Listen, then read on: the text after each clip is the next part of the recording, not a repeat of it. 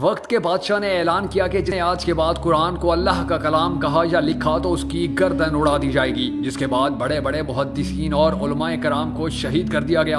اسی دوران 60 سال کے بوڑھے امام احمد بن حنبل امت کی رہنمائی کو آگے بڑھے اور فرمایا، جاؤ جا کر حاکم کو بتاؤ کہ احمد قرآن کو اللہ کی مخلوق نہیں اللہ کا کلام کہتا ہے۔ جس کے بعد ان کی دربار میں پیشی ہوئی، انہیں بہت ڈرایا گیا، دھمکایا گیا، مگر حضرت احمد بن حنبل کا استقلال نہ تو ٹوٹا اور نہ ہی آپ کے جذبے میں کوئی کمی آئی۔ امام کو 60 کوڑوں کی سزا سنا دی گئی۔ دن مقرر ہوا، امام کو زنجیروں میں جکڑ کر لایا گیا اور اس دن بغداد میں سر ہی سر نظر آتے تھے۔ ایک شخص شور مچاتا، صفیں چیرتا آپ کے پاس آیا اور امام احمد بن حنبل سے پوچھا، مجھے جانتے ہو؟ فرمایا، نہیں جانتا۔ کہا، میں ابو الحسن ہوں، بغداد کا سب سے بڑا چور۔ احمد، میں نے آج تک ان کے 1200 کوڑے کھائے ہیں، لیکن یہ مجھ سے چوریاں نہ تو منوا سکے ہیں نہ ہی چھڑوا سکے ہیں۔ کہیں تم ان کے کوڑوں کے ڈر سے حق مت چھوڑ دینا، کیونکہ اگر میں نے چوریاں چھوڑ دی ہوتی تو میرے بچے بھوک سے مر جاتے، لیکن اگر تم نے حق چھپایا تو یاد رکھنا پوری امت برباد ہو جائے گی۔ یہ سننا تھا کہ امام غش کھا کر گر پڑے،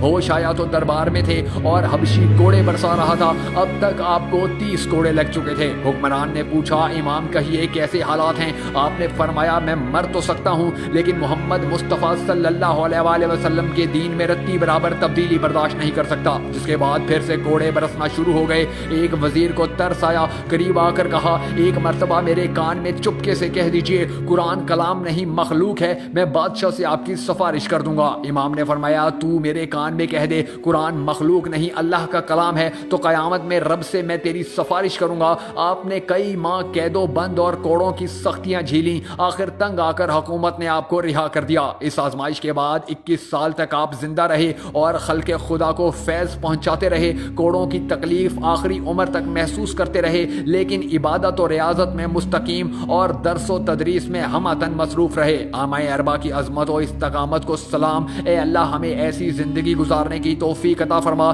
جس زندگی سے تو راضی ہو جائے۔ اے اللہ، ہمیں بھی ان لوگوں میں شامل فرما لے جنہیں تو ہدایت فرماتا ہے۔ اے اللہ عز و جل، ہمیں نبی کریم صلی اللہ علیہ وآلہ وسلم کی اطاعت کرنے کی توفیق عطا فرما۔ یا ذوالجلال والکرام، یا اللہ ہماری تمام دعائیں اپنی شان و عظمت کے مطابق قبول فرما۔